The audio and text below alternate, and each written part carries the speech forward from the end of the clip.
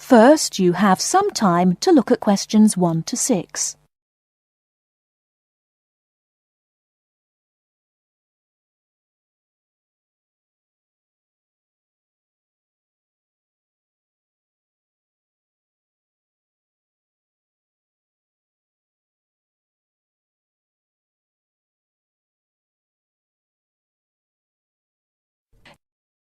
Okay, everybody, welcome back to the new term.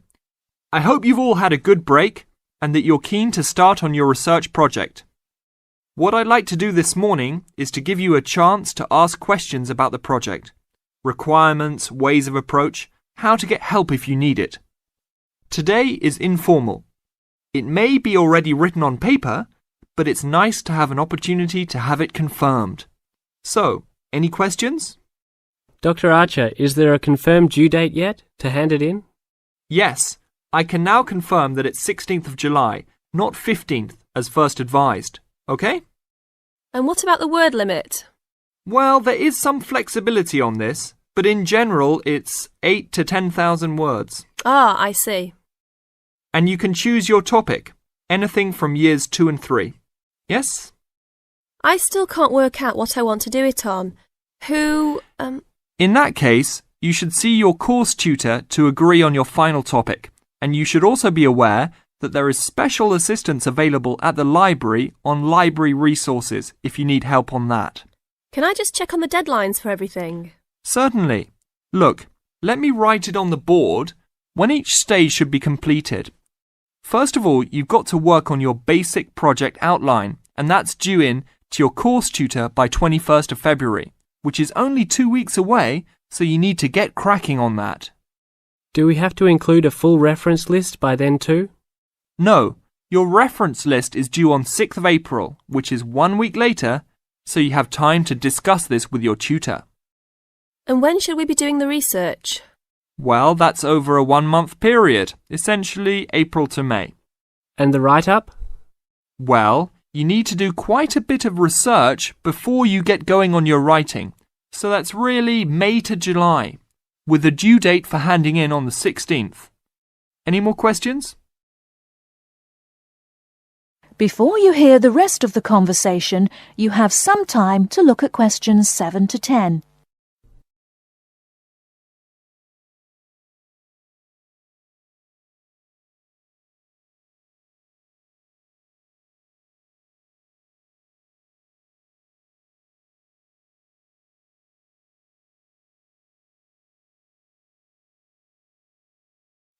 Now listen and answer questions 7 to 10.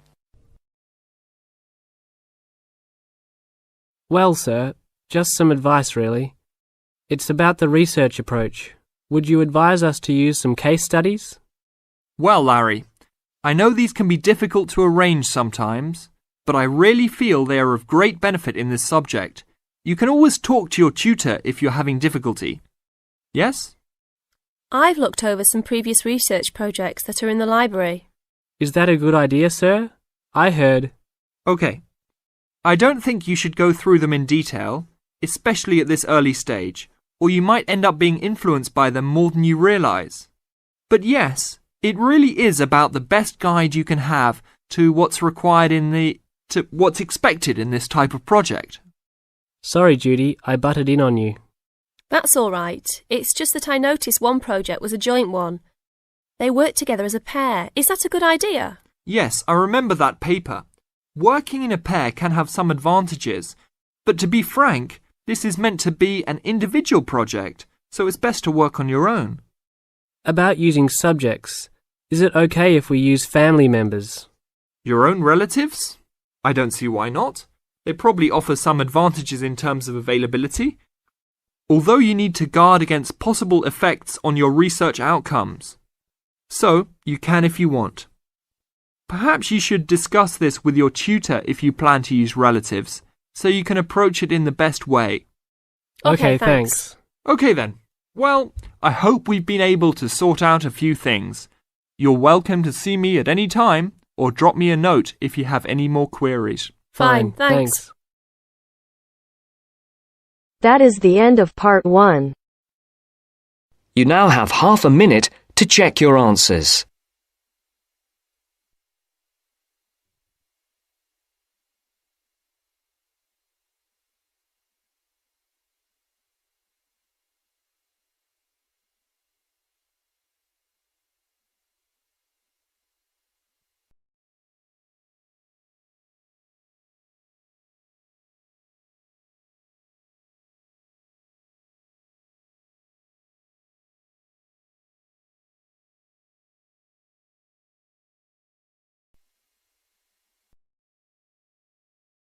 Now turns to Part 2. Part 2. You will hear a talk about the history of a poetry award. You have 30 seconds to look at questions 11 to 15.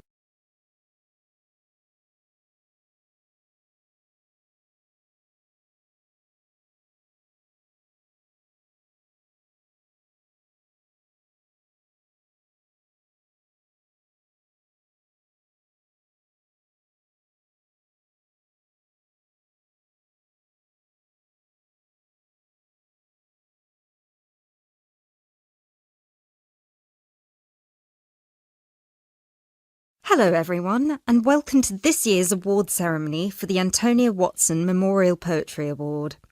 As with previous years, the competition has been particularly fierce and we received numerous excellent entries, so it's an incredible achievement for our 3 finalists who are sitting here amongst you, and we should congratulate them all.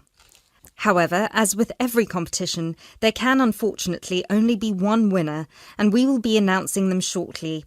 Before we do, though, a few words about the award itself. As most of you know, the Antonia Watson Memorial Poetry Award has been presented annually since 2010 and was presented biannually for 2 more competitions prior, once in 2008 and once in 2006.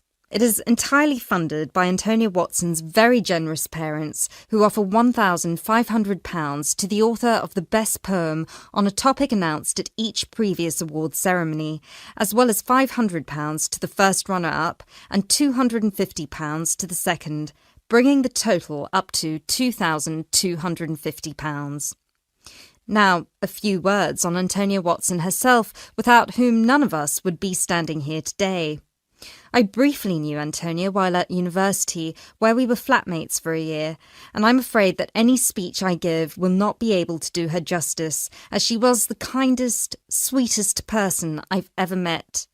Thankfully, this part of my speech was written with the assistance of one of her siblings, Thomas Watson, who was not only her brother, but also her best friend. Antonia was born in Slayford, Lincolnshire, in December 1986. From a very young age, she displayed an inquisitive and creative nature, matched in volume only by the gentle kindness of her spirit. She wrote her first poem, named Love Barks, about the death of her dog at the age of 10. This was also her first poem to be published at her school's newspaper, just 2 months after another of her poems, Be Kind, won the 1996 Triad Children's Writing Competition and was published in the competition's anthology.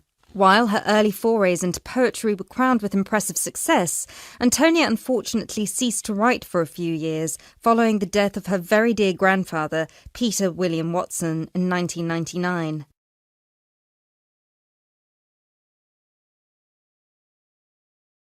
You now have 30 seconds to look at questions 16 to 20.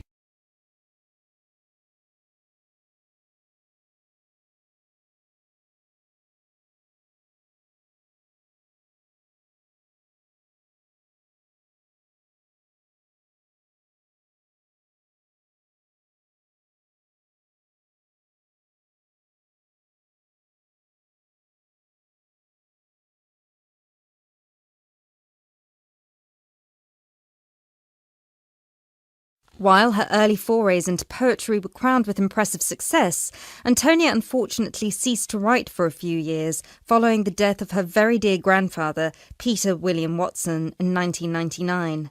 Despite her writer's block, however, her artistic nature didn't lie dormant during the next 4 years. She had an active role in various theatre plays, and she also ventured into painting. A few of the plays are available on the internet, and you can find several of her self-portraits on our website, and you can see for yourself how impressive they are. But poetry, of course, remained her passion even then, which is why in 2003 she resumed writing, and her next poem, The War on Both Sides, was published in her college's journal. At the age of 18, Antonia moved to Sheffield to study English literature at the University of Sheffield. This is where she and I met, spending a whole year in adjacent rooms in a flat in central Sheffield.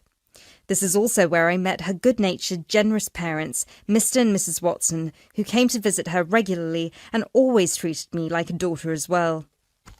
Antonia and I grew very close during that period, and while we ran in different circles, we always found time for each other every week. Antonia self-published one collection of poems in August 2005. It was named Burning Stars, after the poem on page 16, which is also the date of her birthday. It was an immediate success amongst her peers at the University of Sheffield, and it was so cherished by her English literature classmates specifically that it had attracted the attention of one of her lecturers, who put her in touch with a literary agent. She had been due to begin working on her second collection right before her tragic passing in a car accident just 5 days before her 19th birthday in December 2005.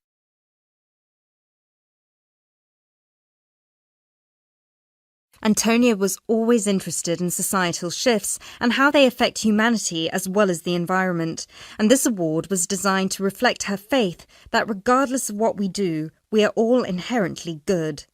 With this in mind, all of the topics this competition has dealt with have been about the potential and the positive side of humanity, such as this year's Young Love theme or last year's Inner Power theme. We've had poems about personal strength, about immigration, about gender equality and peaceful protest. And hopefully in 12 months, the poems we'll be awarding will be just as inspiring with the topic of poverty. I know Antonia would be really proud of what her parents and what all of you together have achieved. So, finally, let's get on with the actual award. As I said before, it's been a fierce competition this year, and with more than 5,000 entries, it was quite the task for our 3 judges to cut them down to just 3. But our 3 finalists definitely deserve to be here, and without further ado, I would like to... That is the end of part 2. You now have half a minute to check your answers.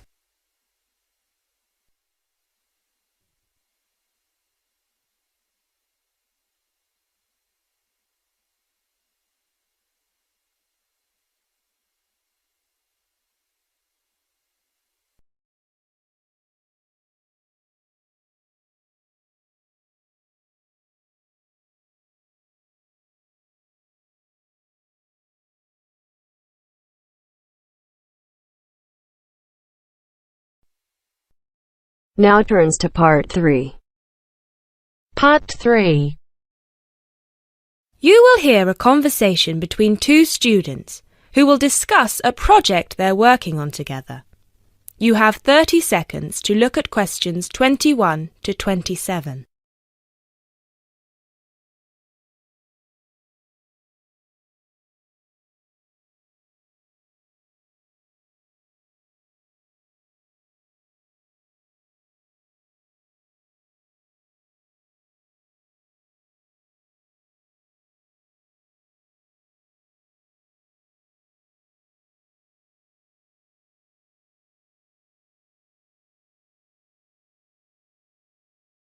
Hey Jess, glad you could make it.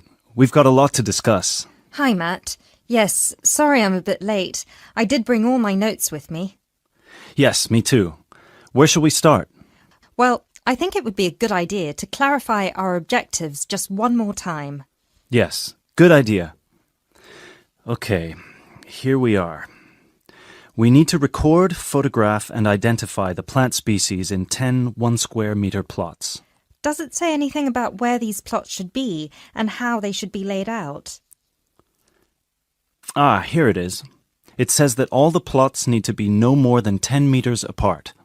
And how do we choose them? Ah, this is the fun part. I remember this. Here we are. Make a 1-meter square frame using bamboo sticks available from the department stores. Yes, we've already done that. I know, I'm just reading the whole section. Okay. One person stands roughly in the middle of the chosen area and throws the frame. The other person uses a tape to mark out the square where the frame landed and returns frame to thrower. The thrower then turns a few degrees on the spot and throws again.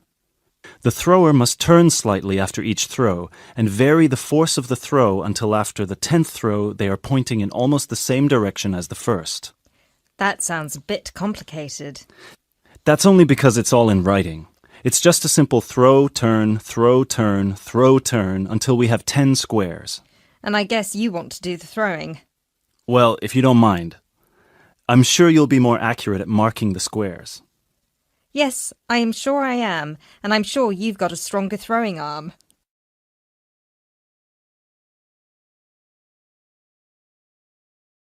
You now have 30 seconds to look at questions 28 to 30.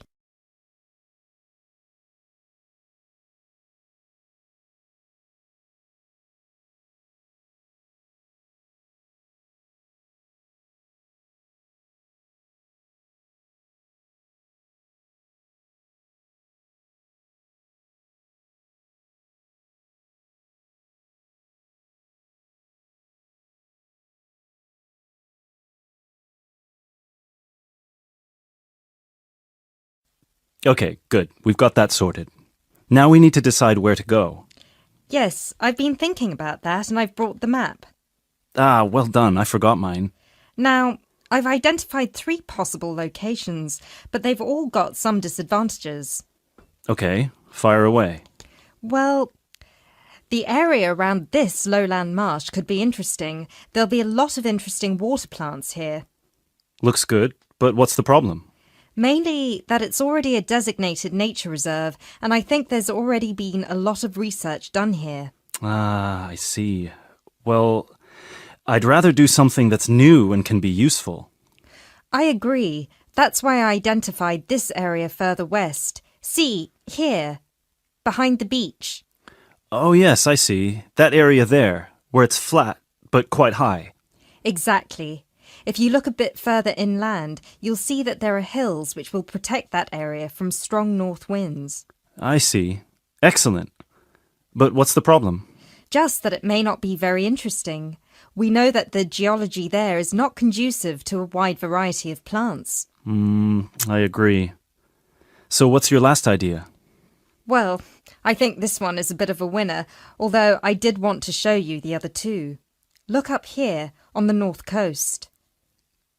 Where? See this bay? Well, I know that there's been quite a lot of studies done here, but a bit further to the east, behind this headland.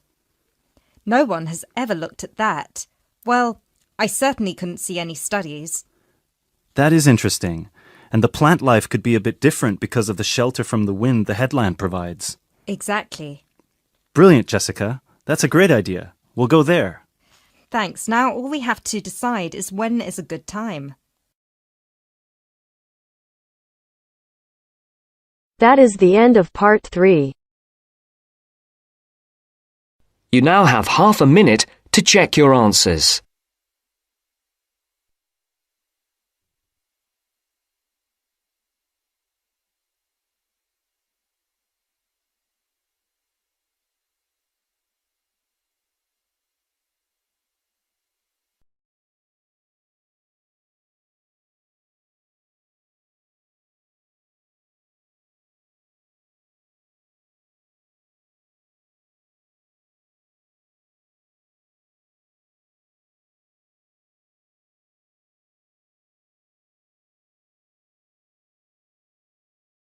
Now turns to part 4. Part 4.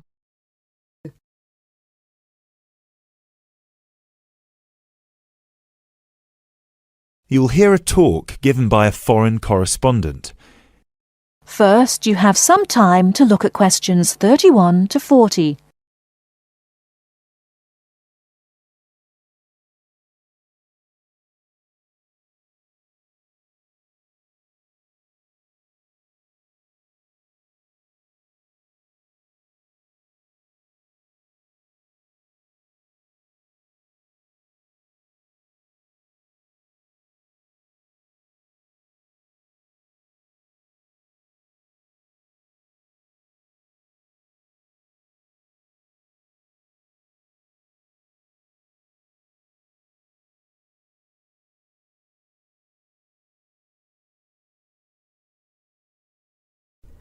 Now listen carefully and answer questions 31 to 40.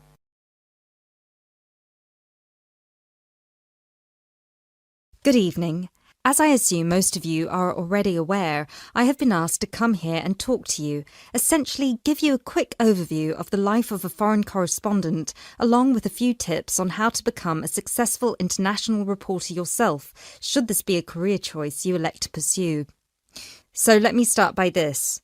Don't become a foreign correspondent, at least not due to the romantic notions that come attached to this job, or what you've seen in the movies.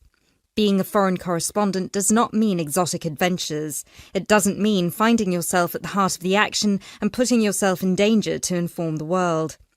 Let me just tell you this. 80 journalists are killed each year in the line of duty. Many more find themselves in prison or are attacked. You need to think hard. Is this the sort of career I want? Is this the kind of reporting I'm interested in? And only after you've carefully considered all the pros and cons should you decide. But let's focus on those of you who believe that, yes, you've got what it takes to be a foreign correspondent, and this is definitely why you decided to study journalism here. You're all third-year students, which means I don't need to waste my time telling you the basics. Of course, you need to read a lot. Books, novels, newspapers, blogs, and of course you need to be acceptably proficient in various media skills.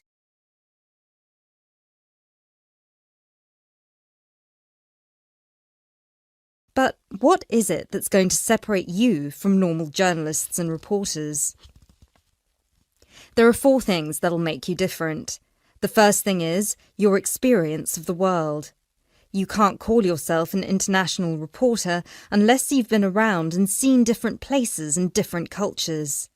Seize every opportunity to visit other countries, meet people from around the world. It doesn't matter if it's business or leisure, just hop onto a plane and go everywhere. This will expand your horizons and sharpen your mind, something that, as a foreign correspondent, will help you understand better the culture of the country you'll be covering. And speaking of culture, this is a term you need to make sure you fully understand. What's culture? What makes a country's culture? Explore the culture of the country you're interested in. The music, the literature, the religion. Are there any cultural practices or conflicts you need to be aware of? Are there any tensions within the country? Why? The most important element of culture, of course, is the language. Do yourself a favour, whether you're planning to become a foreign correspondent or not. Learn a foreign language. So many of us are culpable for just sticking to just English, and while English is a very important language in the world, it would be foolish to think it's the only one. Pick a language whose sound you enjoy, a language you find interesting. Trust me, your future CV will thank you for it. And finally, history. Don't expect to be given a job as a foreign correspondent if you don't know anything about your target country's history. No piece of news is disconnected from the past. The whole world tells a story, and your coverage will suffer if you attempt to arrive in the middle with no reference to or understanding of what came before. The hows and whys always lurk in the past. Seek them. The world of international journalism is changing, like every other industry, due to the internet. The arrival of globalization brought with it a whole new set of rules, and you'll do well to comprehend what they mean for you. Unfortunately, gone are the days when a newspaper would hire you and deploy you to a country. Increasingly, newspapers around the world are beginning to favour freelance journalism, offering opportunities to local reporters with the necessary chutzpah and an understanding of the zeitgeist in their region. What this means for you is that you won't just have to start at the bottom. If you want to sustain yourself as an international reporter, you'll also have to pursue many different avenues at once. You'll need to persevere and push and build contacts everywhere. An old student of mine, a terrible student at university, but an incredibly intelligent woman, she came to find me at a conference that was recently held in Yemen, where I delivered a speech on the future of journalism. She was working for 3 different newspapers as a freelance foreign correspondent, one of them The Times, and she told me that the one piece of advice I gave her that stayed with her and helped her with her career was this: don't be afraid to fail. It will happen over and over again. It's how you deal with it that matters most.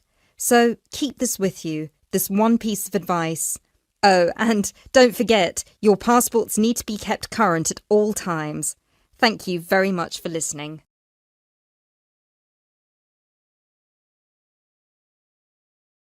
That is the end of part 4. You now have half a minute to check your answers.